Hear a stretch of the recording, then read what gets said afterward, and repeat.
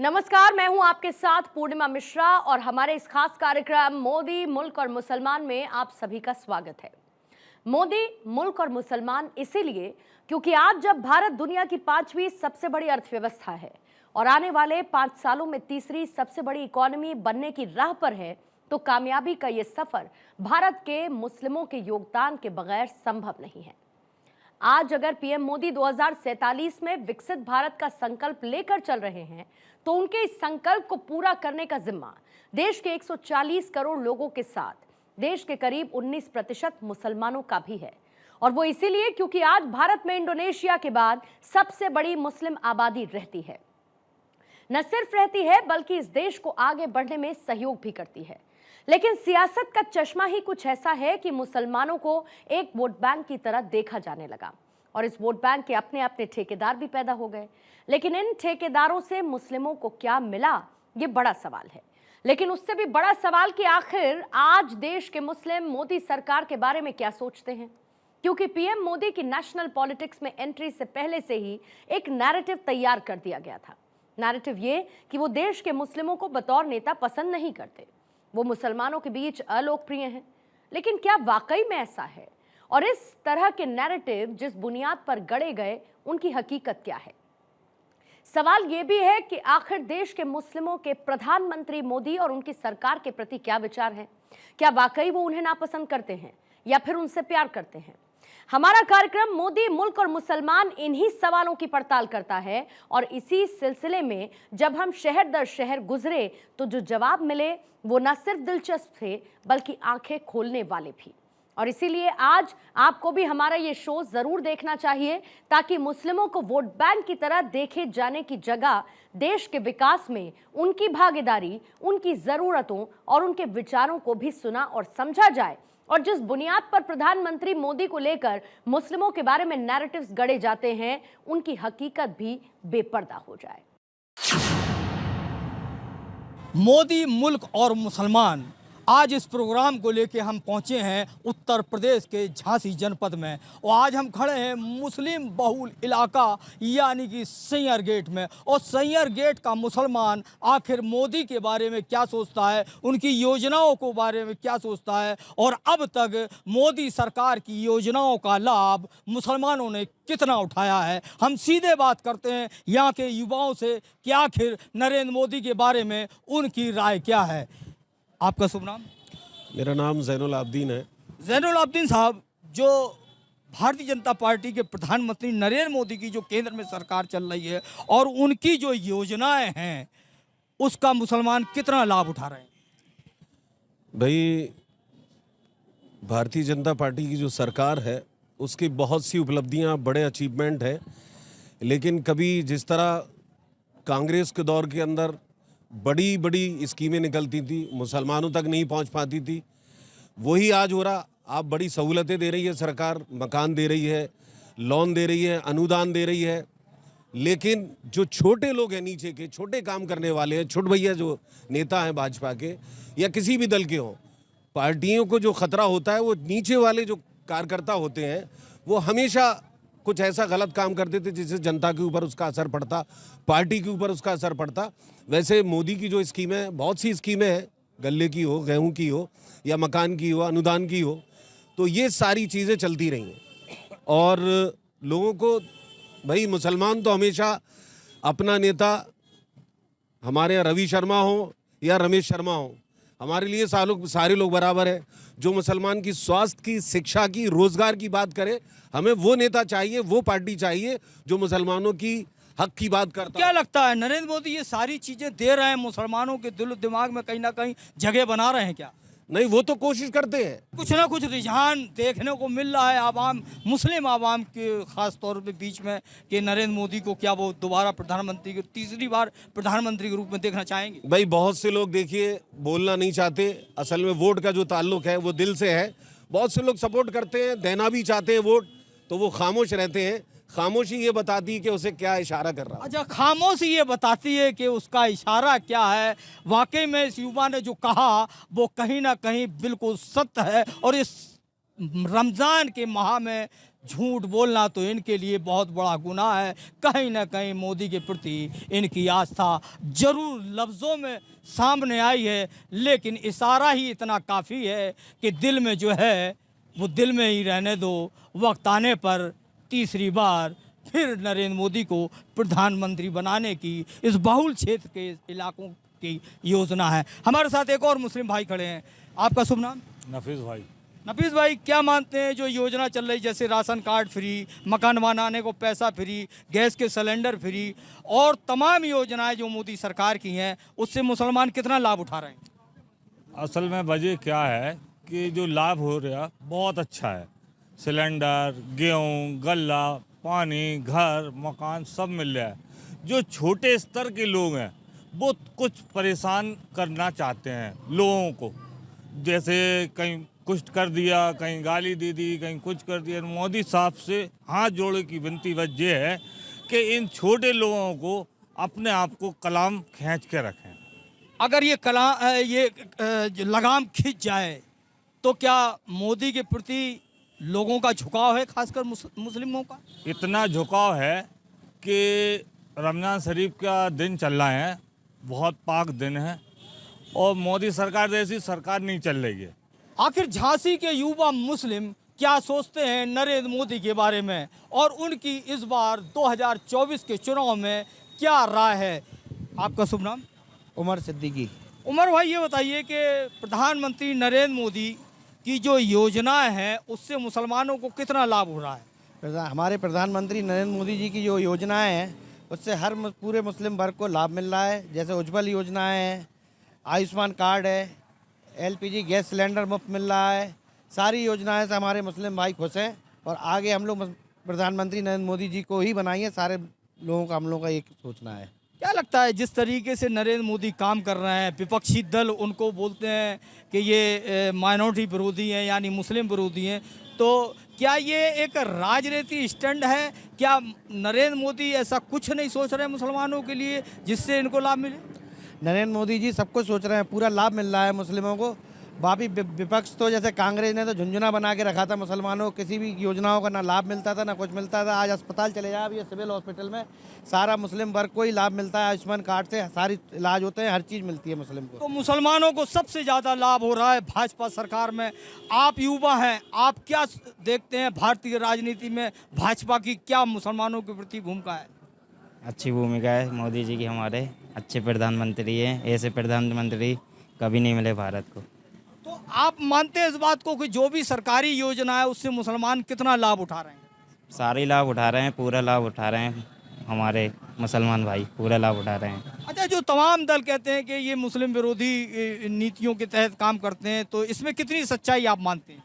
ये तो राजनीति का लफड़ा ही है। ये सारे एक दूसरे के ऊपर छल उछल लगाते ही हैं। तो एक दूसरे पर आरोप लगाना राजनीति स्टंट है, ऐसा युवाओं का कहना है, लेकिन फिर भी नरेंद्र मोदी जो है मुसलमानों के प्रति काम कर रहे हैं। आप क्या मानते हैं?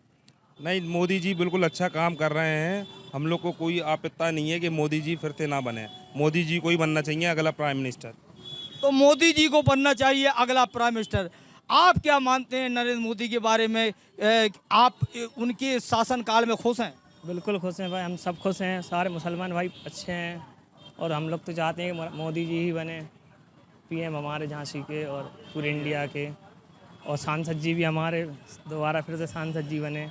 हम खड़े हैं मुस्लिम बाहुल उस इलाके में जहां पे सर्वाधिक आबादी झांसी के अंदर मुसलमानों की है। ऐसे में मुसलमान प्रधानमंत्री नरेंद्र मोदी के बारे में क्या विचार रखते हैं, उनके प्रति उनको क्या मानते हैं और क्या सोचते हैं? मोदी की ऐसी तमाम योजनाएं जिसमें मुसलमानों को काफ़ी लाभ मिला है, उसका आज तक मुसलमान लाभ उठा रहे हैं।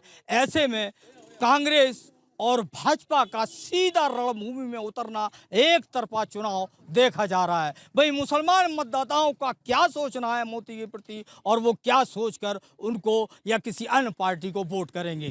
कुतुबुद्दीन साहब, जो मोदी की योजनाएं हैं, ration card free ration, Ujjwala योजना, मकान बनाने के लिए 2.5 से 3 लाख रुपया, क्या इसका लाभ मुसलमानों को मिल रहा है?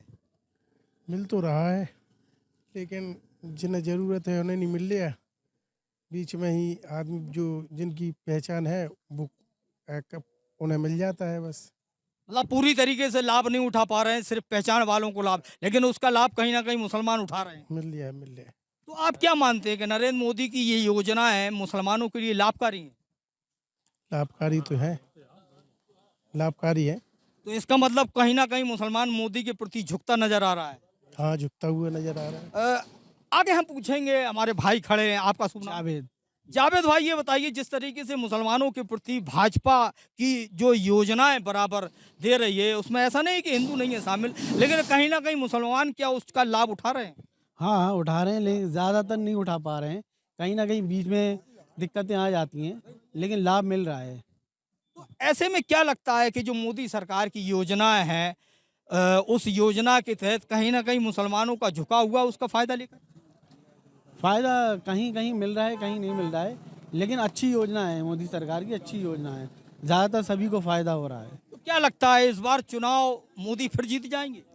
हाँ, ज़रूर ज़रूर, अच्छे काम करेंगे तो ज़रूर जीतेंगे भाई। तो अच्छे काम करेंगे तो मोदी जरूर जीतेंगे और मुसलमान भी उनके साथ खड़ा है। ऐसे में सवाल उठता है, हमारे साथ एक और भाई खड़े हैं, इनका क्या मानना है मोदी सरकार के प्रति, कितना लाभ उठा पा रही है इस देश की जनता और मुसलमान?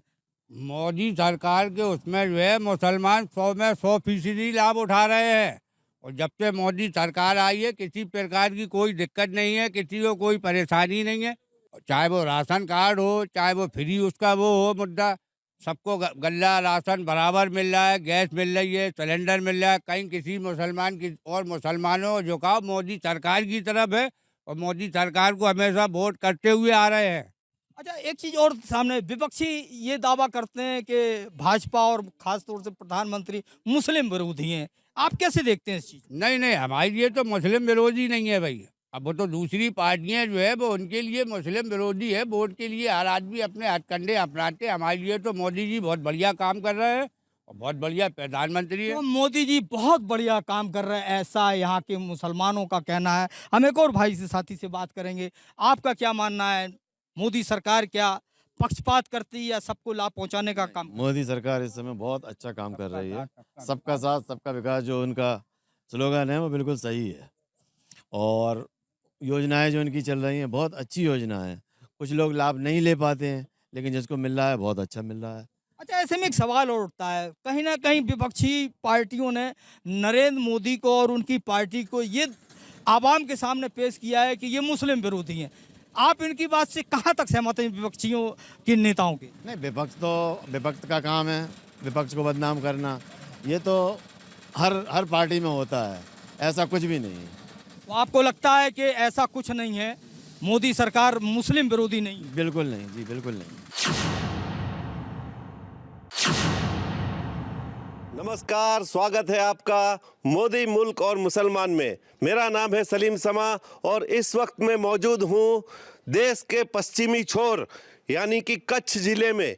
ये ज़िला सरहद से जुड़ा हुआ सरहदी ज़िला है, जहाँ पर मुस्लिमों की आबादी करीबन 25% है। और अगर बात की जाए जिस जगह पे मैं खड़ा हूँ उस तालुके की, तो उसमें 35% से ज़्यादा मुस्लिम आबादी है। और जिस गांव में मैं खड़ा हूँ वो गांव है दोरड़ो, जो गांव आज से कुछ साल पहले कोई जानता नहीं था उस गांव को।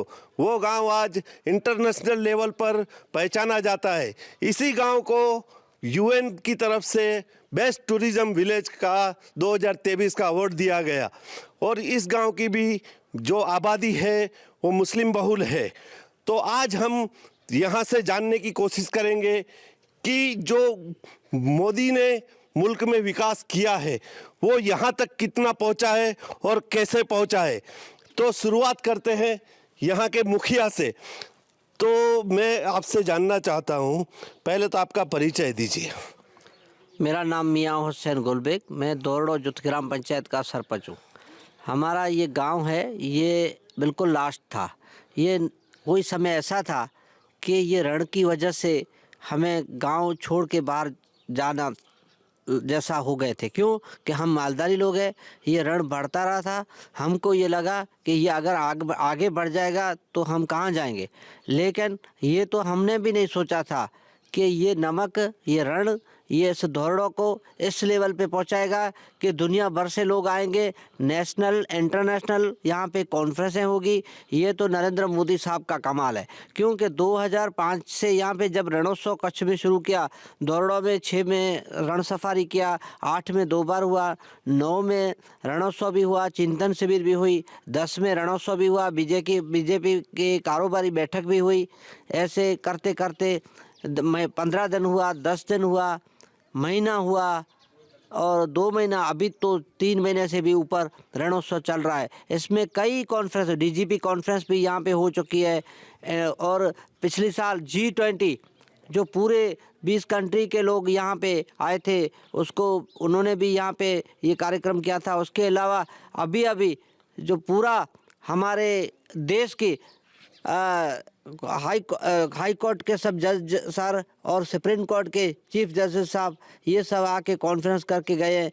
तो ये धोरडो UNWTA बेस्ट टूरिज्म का अवार्ड जो अक्टूबर में दिया, उसके बाद धोरडो का बहुत नाम भी हो गया। और इसके अलावा हम देखें तो यहाँ पे जो मतलब अभी इसी साल 2024 में 26 जनवरी को धोरडो के नाम से एक टेबलो भी 26 जनवरी की परेड में निकला। ये हमारे लिए गौरव की बात है। तो हम एक और युवा से यहाँ से जानने की कोशिश करेंगे कि उनका क्या कहना है इसके बारे में, कि आपको क्या लगता है कि मोदी साहब ने मुसलमानों के लिए क्या क्या काम किए, उनकी योजनाओं का कोई लाभ मुसलमानों तक पहुँचता है कि नहीं? जी हाँ, काफ़ी सारा लाभ पहुँचता है। जैसे आयुष्मान कार्ड है और हेल्थ के भी जो काफ़ी सारे जो हैं योजनाएं, वो सब पहुँचती है। और अभी जो क्या वो है विधवाओं का जो पेंशन मिल रहा है वो भी है, तो वो भी हमारे एक पंचायत में काफ़ी सारे काम हुए हैं।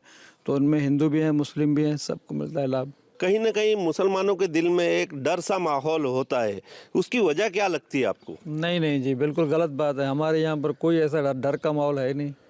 हमारे यहाँ पर सब साथ में रहते हैं, ऐसा कुछ नहीं हमारे पास।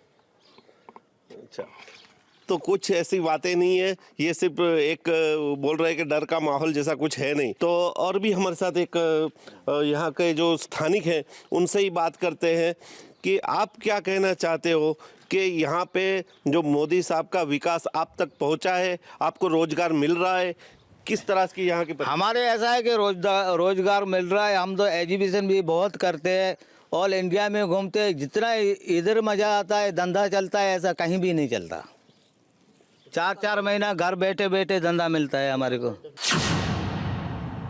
हिंदुस्तान में जो मुसलमान जी, पहले हम देखते थे कि कहीं ना कहीं एक दूसरे के प्रति थोड़ा सा अलग तरीके का भाव होता था। उसका कारण क्या मानते हैं, ऐसी स्थिति क्यों बनी? हिंदुस्तान में पहले दंगे होते थे, हिंदू मुसलमानों की लड़ाइयाँ होती थी, आज उसमें कमी आई। ये कारण क्या है? कारण कांग्रेस का कारण है। पहले कांग्रेस ही करवाती थी, कांग्रेस ही संभालती थी। कारण ये है उसका, और कुछ नहीं है। आज जो है कि बीजेपी का राज है चारों तरफ, तो आज कुछ नहीं होगा। वोट बैंक की राजनीति थी क्या ये? हो सकता है, हो सकता है। आप क्या मानते हैं? वोट बैंक की तो राजनीति शुरू से ही कांग्रेस ने करी है, और मोदी जी के आने के बाद लॉ एंड ऑर्डर वगैरह कानून इतना तरीके से सख्त हो गया है कि कोई घटना इस तरह की हुई नहीं है। लचर व्यवस्था थी उस टाइम पे, कोई कानून नहीं था, जिसकी चाहे उसकी चल रही थी, कोई कानून प्रक्रिया नहीं थी। बस अब आज सख्त कानून है, तो थोड़ा सा जो उपद्रवी तत्व हैं उन पे ब्रेक लगा है। एक तरफ उनके घरों पे बुलडोजर भी चल रहे हैं। हमारा पड़ोसी देश पाकिस्तान और भारत एक साथ माने आजाद हुए थे। आज पाकिस्तान कहाँ खड़ा हुआ है, हिंदुस्तान कहाँ खड़ा हुआ है, क्या बताएंगे आप? अब इसका देखने को, अभी जो लड़ाई हो रही थी यूक्रेन में, बहुत बड़ा मसला देखने को मिला था। वहाँ चाहे पाकिस्तान के लोग हों, चाहे और देश के लोग हों, हमारे झंडे के नीचे वो लोग, उन लोगों को सुरक्षित निकाला जा रहा था। ये बहुत बड़ी उपलब्धि है। ये मतलब एक तरह का डंका बजा है पूरे विश्व में। मतलब कितनी लड़ाई हो रही हो, एक आह्वान पे हमारे झंडे के नीचे अपने मुल्क के छोड़ो और मुल्कों के लोग निकल रहे हैं, पूरे स्टूडेंटों को उन्होंने सुरक्षित निकाला। ये बहुत बड़ी उपलब्धि है। क्या कहते हो आप?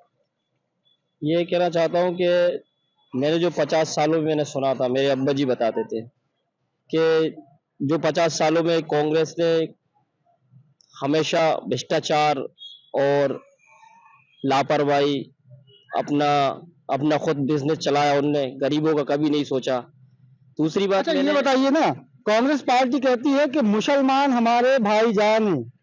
मुसलमानों का कितना उपयोग किया है कांग्रेस पार्टी ने, कितना साथ दिया है कांग्रेस पार्टी ने, कुछ बता पाएंगे? क्योंकि आप नौजवान हैं, युवा पीढ़ी है, आपको देश सुन रहा है।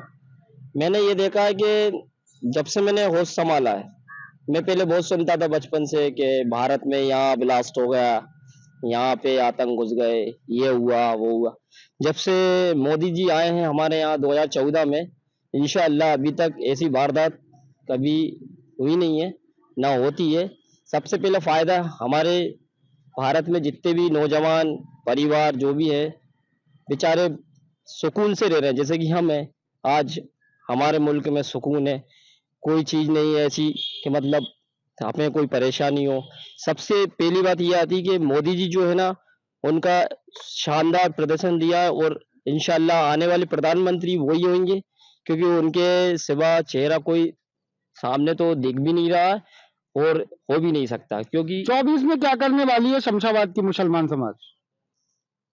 देखो बात ये है कि चुनाव आने वाले हैं। हाँ, चुनाव आने वाले हैं। दूसरी बात ये है कि आदमी आजकल सब समझदार है, सब समझते हैं और आजकल यही सोचते हैं कि काम होना चाहिए। और काम घर बैठे जो काम हो रहे हैं, जैसे कि मेरा लोन था, मुझे भी लोन दिया गया था, मैंने भी उसको रिटर्न करा था है, और मेरा आवास में मेरा अभी नाम भी आया है, तो मुझे यकीन है कि मेरे पैसे भी डलेंगे, कभी मेरा भी आवास बनेगा। ऐसा नहीं है, उनने जो करा है ना सब अच्छा करा है, सबके लिए सबका साथ सबका विकास। और मैं ये जानता हूँ कि मोदी जी जो है ना प्रधानमंत्री नंबर 1, मतलब 24 कैरेट गोल्डन जो होता है ना, वो ही है। प्रधानमंत्री से जो भी अपेक्षाएं मिलती हैं ना, वो सारी मिल रही हैं। और जैसे भाई ने बोला है कि मोदी जी 24 कैरेट के सोना जैसा है, बिल्कुल सही बोला है उसने। अभी भारत देश के लिए जो प्रधानमंत्री सबसे बेस्ट और सबसे अच्छे जो है ना, वो नंबर 1 के मोदी जी रहेंगे। लोगों का कहना है कि मुसलमान समाज मोदी के विरोधी रहे हैं कभी। आज हम तो नहीं, ऐसा हमने तो नहीं देखा। क्या मानते हैं आप? नौजवान हैं, युवा हैं, मुसलमान समाज 2024 के आने वाले चुनाव में क्या करने वाला है? युवा क्या करने वाले? युवा बहुत बड़ी ताकत है देश की।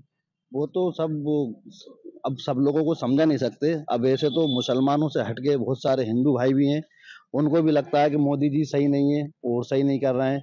अब दुनिया में है ना सब तरह के लोग हैं और सब तरह की सब लोगों की अलग अलग अपनी सोच है।